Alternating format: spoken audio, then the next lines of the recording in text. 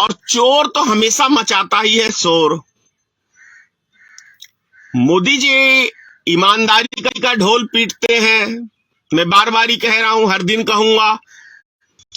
अब मैं तो एक ही बात कहूंगा अंधभक्तों से लास्ट में, कि तुम प्रतिज्ञा करो कि हमारे बाल बच्चे कांग्रेस के बनाए स्कूल कॉलेज में नहीं पढ़ेंगे जब तक मोदी जी नहीं बनाएंगे। तो ये वही ब्राह्मण समाज है, कुछ ही सालों पहले ये प्योर कांग्रेसी थे, इनके दादा परदादा नाना दादा सब कांग्रेसी थे, और जब से भाजपा की सत्ता आई है सब भाजपा ही हो गए हैं।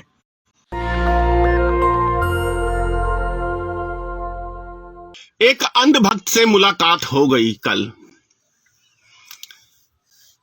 और अंधभक्ति क्या है मैंने उनसे काफी सीखा कि अंधभक्त किसे कहते हैं। अब वो अंधभक्त दवा के तारीफ करने में लगे हुए हैं अपने मालिक की। मैंने कहा भैया कांग्रेस को गाली तो हर कोई दे ही देता है, लेकिन थोड़ी बहुत जानकारी तो कम से कम रख लो, कि कम से कम लिखना पढ़ना जो सीखे हो वो कांग्रेस के स्कूल कॉलेज में ही सीखे हो, मोदी के स्कूल कॉलेज में नहीं। यहां तक के श्रीमान नरेंद्र मोदी ने भी जो ही अक्षर का ज्ञान है वो नेहरू के बनाए हुए स्कूल में ही सीखा। जिस नेहरू को गाली देते नहीं थकता है नरेंद्र मोदी।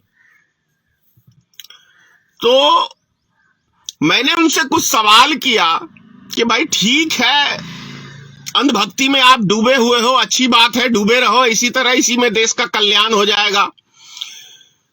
मेरे एक प्रश्न का उत्तर दे दो कि एक कॉलेज, एक स्कूल, एक अस्पताल, किसी एक चीज का निर्माण अंधभक्तों तुम्हारे आका ने किया हो तो कहो। अब वो बिजली की दुहाई देने लगा। तो भाई हमारे पंचायत में बिजली आज 40 वर्ष पहले आया था।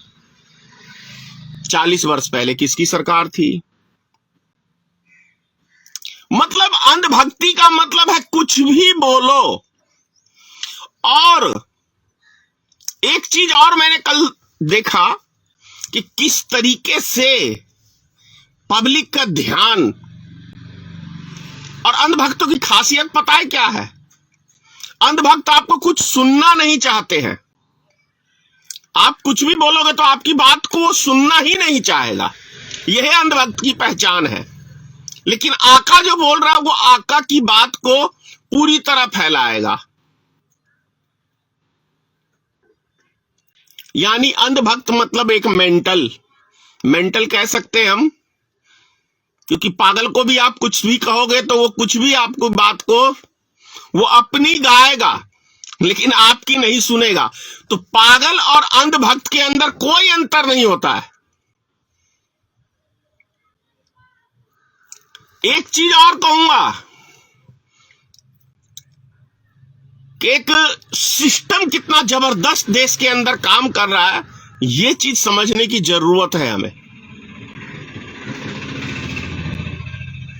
मोदी जी को विपक्ष चारों नाल क्यों नहीं चित कर पाता है, ये विषय है। सबसे पहला नंबर तो देश की मीडिया बिकाऊ हो चुकी है।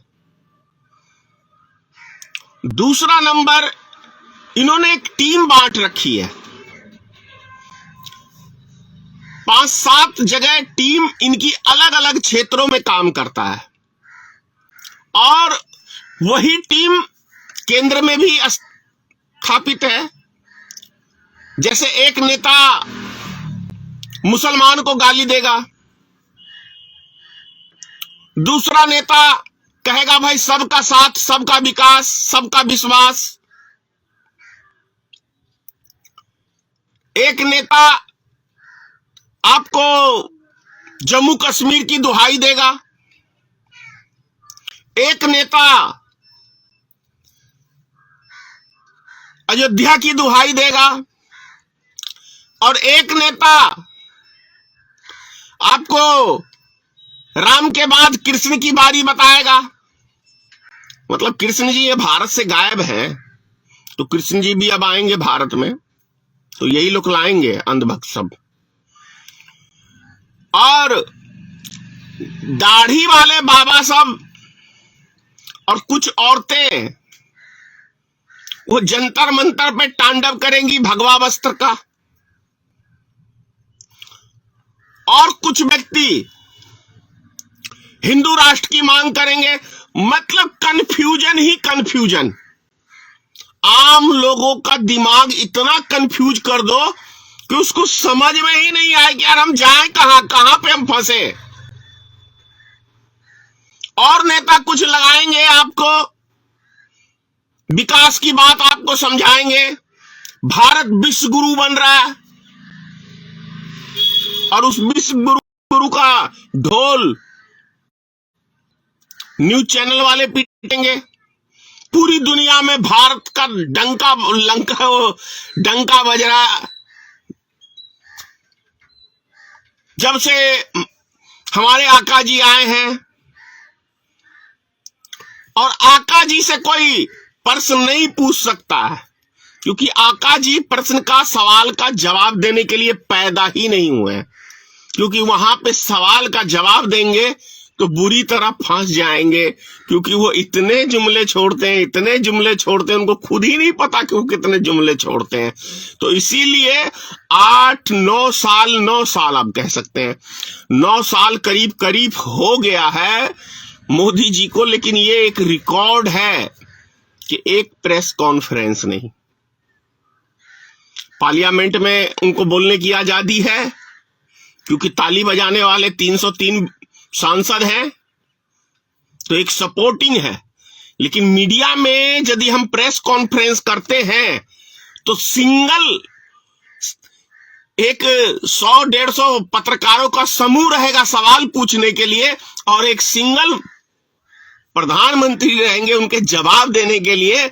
इसीलिए प्रेस कॉन्फ्रेंस नहीं करते हैं, ये समझ लीजिए आप, क्योंकि मोदी वहां अकेले पड़ जाएंगे, और अकेले में तो इनकी फट के हाथ में आ जाएगी।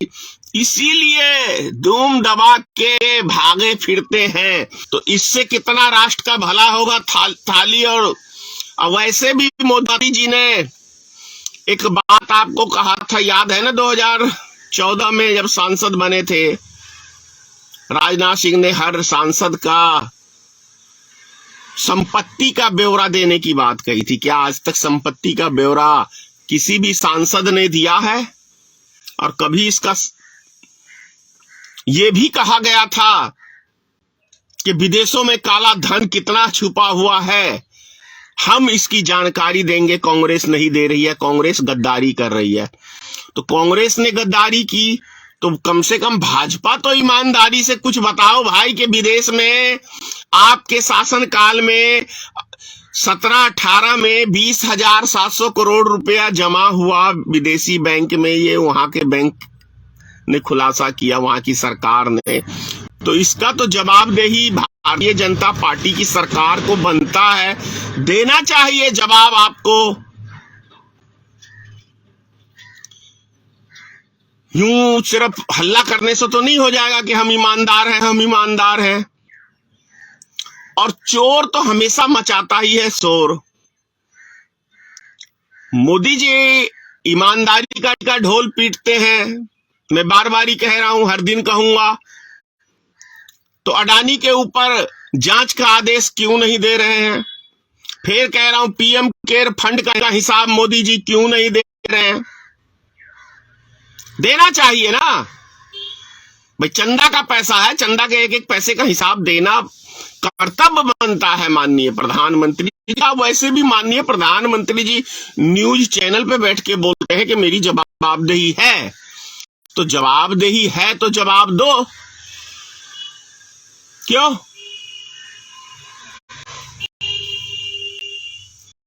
अब मैं तो एक ही बात कहूंगा अंधभक्तों से लास्ट में, कि तुम प्रतिज्ञा करो कि हमारे बाल बच्चे कांग्रेस के बनाए स्कूल कॉलेज में नहीं पढ़ेंगे जब तक मोदी जी नहीं बनाएंगे। तो क्या और वैसे भी एक चीज ब्राह्मण समाज के विषय में, ये वही ब्राह्मण समाज है, कुछ ही सालों पहले ये प्योर कांग्रेसी थे, इनके दादा परदादा नाना दादा सब कांग्रेसी थे, और जब से भाजपा की सत्ता आई है सब भाजपाई हो गए हैं। ब्राह्मण राजपूत का एक राजनीतिक समझने की जरूरत है कि सब कांग्रेसी थे, इनके नाना दादा परदादा सब। अब सत्ता जैसे ही परिवर्तन हो गया तो अब सब भाजपाई हो गए, हिंदू राष्ट्र वाले पैदा हो गए। समझ लो, खास तौर से बैकवर्ड के समाज के लोगों और दलित समाज के लोगों, ये चीज समझने की जरूरत है कैसे तुमको मूर्ख बनाते हैं, ये भी समझने की जरूरत है। और ये हिंदू राष्ट्र का ढोल पीटने वाले जो है सिर्फ ये दाल रोटी सेक रहे हैं, इसलिए सेक रहे हैं कि भाई इसी बहाने कम से कम भारत का संविधान खत्म होगा, तो जो पहले के जमाने में छुआछूत की महाबीमारी फैली हुई थी, उस बीमारी के जरिए हम लोग हिंदू राष्ट्र बनाएंगे। बस उसके अंदर सिर्फ दो ही कास्ट नजर आएंगे, ब्राह्मण भूमियार, ये ब्राह्मण भूमियार राजपूत, यही बस। तो इनसे भी तुम लोग को समझने की जरूरत है, बचने की जरूरत है। ये हिंदू राष्ट्र कुछ नहीं भैया। जिस देश का राजा हिंदू है, जिस देश का राष्ट्रपति हिंदू है, सारे मुख्यमंत्री हिंदू है, तो कौन सा हिंदू राष्ट्र बनेगा बताओ। अभी क्या मुस्लिम राष्ट्र है? अभी क्या मुस्लिम राष्ट्र के प्रधानमंत्री श्री नरेंद्र मोदी जी हैं? अंधभक्तों को इसका जवाब देना चाहिए। बोलो कि हाँ भाई, हमारे प्रधानमंत्री जो है अभी मुस्लिम राष्ट्र के प्रधानमंत्री हैं, हमारे राष्ट्रपति मुस्लिम राष्ट्र के प्रधानमंत्री हैं। यार, दुनिया के यदि सबसे ज्यादा कोई मूर्ख व्यक्ति हो या मूर्ख बनाने वाला व्यक्ति है तो वो ब्राह्मण समाज के लोग हैं। देखते हो ना, भगवा वस्त्र पहन के यहाँ पे कैसे नाचती है अभी ये बाबा भी और वो भी। 80 मारूंगा, 80 खटमल नहीं अपनी लाइफ में मारा होगा, लेकिन 80 मारूंगा। तो हमारे बाल बच्चों को भड़काने का काम कोई दूसरा तीसरा समाज नहीं कर रहा है, समझ गए।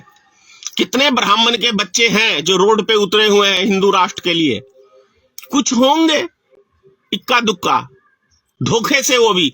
मैं गया था वहां पे जंतर मंतर पे, तो कुछ आदमी मेरे से भी भिड़ गए थे, अंधभक्त सब, लेकिन वो और कुछ सोशल मीडिया के व्यक्तियों को अपना मुख नहीं दिखा रहे थे। ये भी फट रही थी कि कोई हमारा चेहरा ना देख ले। आग भी लगाएंगे और लेकिन अपना शकल भी नहीं दिखाएंगे।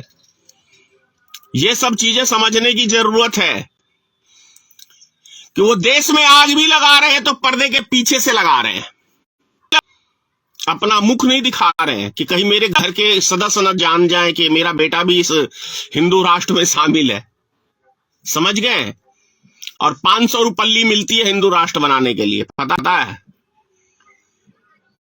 नहीं तो कौन ये 15-16 साल के बच्चों को क्या पड़ी है, पढ़ाई लिखाई पे ध्यान देंगे कि हिंदू राष्ट्र पे चलो जेब खर्चा होगा, कम से कम इसी बहाने हल्ला गुल्ला कर लेंगे।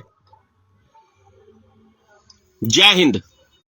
नेशनल दस्तक की आपसे गुजारिश है कि अगर इसको बचाना चाहते हैं तो नेशनल दस्तक को सब्सक्राइब करने के लिए रेड कलर के सब्सक्राइब बटन को दबाएं, फिर बेल आइकन की घंटी दबाएं। नेशनल दस्तक को बचाने के लिए बहुत जरूरी है कि हर खबर को शेयर करें, लाइक करें, कमेंट जरूर करें।